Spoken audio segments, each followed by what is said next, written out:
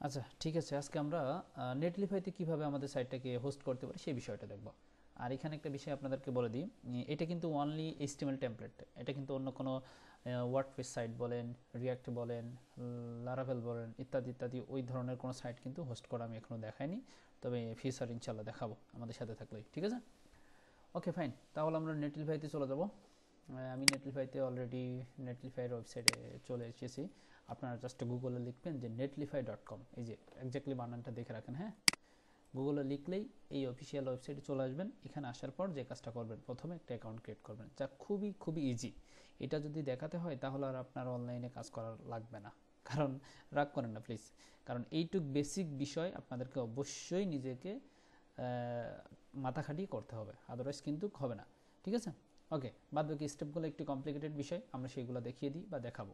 ওকে, আচ্ছা, এইখানে আসার পর খুব ইজিলি আপনি এই যে সাইন আপে ক্লিক করলেই খুব ইজিলি যে কোনো একটা সোশ্যাল মিডিয়া দিয়ে আপনি অ্যাকাউন্ট ক্রিয়েট করতে পারবেন। আর যদি না পারেন সেটা ইমেল দিয়েও, ইমেল পাসওয়ার্ড দিয়েও ব্যবহার করে করতে পারবেন, অথবা যে কোনো সোশ্যাল মিডিয়া যেমন গিটহাব, তারপর গিটহাবটা আমাদের কাছে বেশি পরিচয়, আদারওয়াইজ অন্য কিছু না নেই এখানে। তো আপনি ইউজার নেম পাসওয়ার্ড মেইল দিয়ে আপনি একটা অ্যাকাউন্ট ক্রিয়েট করবেন, দ্যাটস ইট। ওকে ফাইন, আমি অলরেডি লগ ইন করবো কারণ আমার অলরেডি এখানে করা আছে, তো আমি লগ ইন করলাম গিটহাব দিয়ে। আমার অলরেডি এর আগে গিটহাব দিয়ে অ্যাকাউন্ট ক্রিয়েট করা ছিল। হ্যাঁ, আমার কিছুই করা লাগলো না, অটোমেটিক্যালি অ্যাকাউন্টের মধ্যে ঢুকে গেল। এখন যে কাজটা করবো, আমাদের এই যে এই সাইটটাকে, এক্স্যাক্টলি এই সাইটটাকে এখন কিন্তু আমার লোকালে আছে, তাই না? আচ্ছা, আর এই সাইটের লিঙ্ক কিন্তু আমি গত যে ভিডিওটা করেছি গিটহাবের জন্য সেইখানে কিন্তু দিয়ে দিয়েছি। আই থিঙ্ক আপনারা অনেকে ডাউনলোড করে নিয়েছেন, ওখান থেকে ডাউনলোড করে আপনারা ব্যবহার করতে পারবেন আপনাদের কাজে। এই যে এখানে সুন্দর করে আপনাদের কাজে ব্যবহার করতে পারবেন। এখানে আপনারা একটা সুন্দর চেহারার ছবি দিয়ে দেবেন, হ্যাঁ, এরকম সুন্দর একটা হাস্য উজ্জ্বল ছবি। ঠিক আছে, আচ্ছা, এবার আপনি যে কাজটা করবেন, ফার্স্ট টাইম আপনি এরকম একটা ড্যাশবোর্ড পাবেন। এই যে এরকম একটা ড্যাশবোর্ড পাবেন, পাওয়ার পর আপনি এই যে সাইডে আসবেন, এখানে আসবেন, এখান থেকে এই যে ডিপ্লয় ম্যানুয়ালি এটাতে ক্লিক করবেন। ক্লিক করার পর এই যে সুন্দর একটা চাকা আপনার সামনে ঘুরতে থাকবে ঘুরতে থাকবে ঘুরতে থাকবে। আপনি এখানে যে ব্রাউজ এ টু আপলোড এই বাটনে ক্লিক করবেন।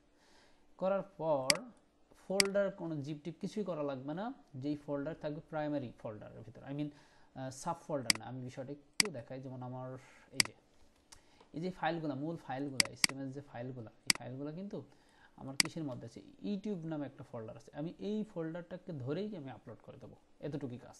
আর এই ফোল্ডারের মধ্যে এই সাইটটাকে রান করাতে হইলে অবশ্যই এই যে index.html এই ফাইলটা থাকতে হবে, আদারওয়াইজ কিন্তু কাজ করবে না।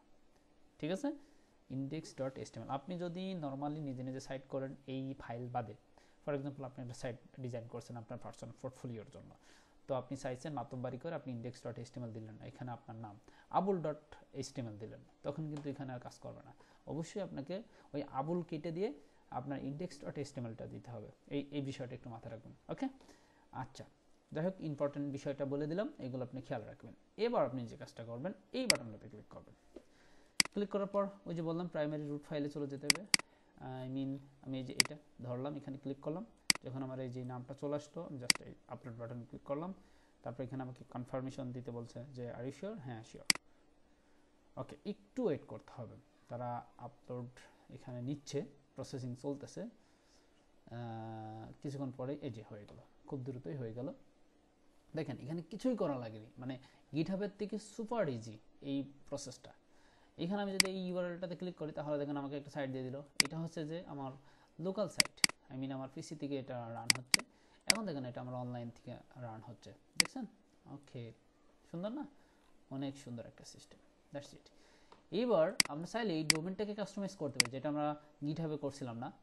এখন আমরা নেটলিফাই থেকে খুব সহজে এটাকে কাস্টমাইজ করতে পারি। তো সেটা করার জন্য যে সাইট সেটিংসে চলে আসবো, আসার পর আমরা এখান থেকে কোথায় যাব, এই যে ডোমেন ম্যানেজমেন্টে চলে আসবো। আসার পর এই যে অপশনের এখানে এডিট সাইট নেম, এখন দেখেন এখানে একটা নেটলিফাই কর্তৃপক্ষ একটা র্যান্ডমলি একটা ডোমেনের নাম এখানে কিন্তু ডিফাইন করে দিয়েছে। তো আপনি চাইলে এখানে এটা কাস্টমাইজ করতে পারেন। তো আমি একটা কাস্টমাইজ করি, আমি যদি বলি যে রুবেল ওসাইন এটা দিলাম, দেখি এই নামে আছে কিনা।